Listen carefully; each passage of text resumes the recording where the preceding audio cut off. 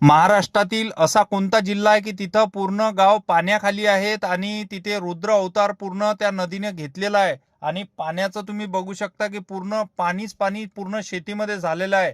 तेच मी तुम्हाला सांगणार आहे. त्यासाठी तुम्हाला व्हिडिओ पूर्ण बघावा लागेल, सांगतोय. घरादारात पूर्ण गावात एवढं पाणी झालंय, बघू शकता तुम्ही की एकदम वरतून घराच्या वरतून पत्र्यावरून माणसं काढा लागत आहेत. बघू शकता तुम्ही की एवढ्या पाण्यानं एवढा थैमान घातलेला आहे. अक्षरशः निघायला जागा नाही, जनावरांना काढायला जागा नाही.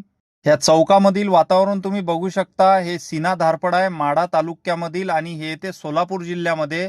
तुम्ही बघू शकता अक्षरशः या चौकामधली कंडिशन काय आहे. तर पंचायत सर्व कार्यालय तुम्ही बघू शकता पूर्ण पाण्याखाली आहे आणि दुकान लाईन तर पूर्ण अक्षरशः पाण्याखाली आहे. आणि सीना नदीच्या काठावरती सोलापूर जिल्ह्यामध्ये जेवढे काही गावं आहेत तेवढे पण अक्षरशः पाण्याखाली आहेत आणि त्यांचा ऊस तर वाहून गेलेलाच आहे आणि जे शेती आहे ते पण वाहून गेलेली आहे. म्हणजे खाली माती खाली राहिलेलीच नाही आहे.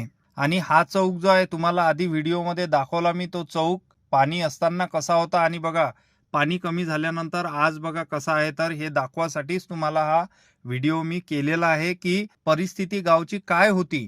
आणि हा व्हिडिओ करण्याचं कारण एवढंच की ज्यांच्या घरादारात पाणी गेलेलं आहे आज त्यांना किराणा मिळतो, 5 किलो गहू, 10 किलो जे काही मिळायचं आहे ते मिळते. पण ज्यांची शेती गेली आहे, ज्यांचा ऊस गेलेला आहे, ज्यांचा डाळिंब गेलेला आहे, त्यांचं काय होणार. ज्यांचे गुरं गेलेले आहेत, आता जेवणा खावणाचं तर होईल, पण ज्यांचं खरोखर नुकसान झालं आहे त्यांचं वर्षभराचं जे नुकसान झालेलं आहे ते कसं भरून निघल.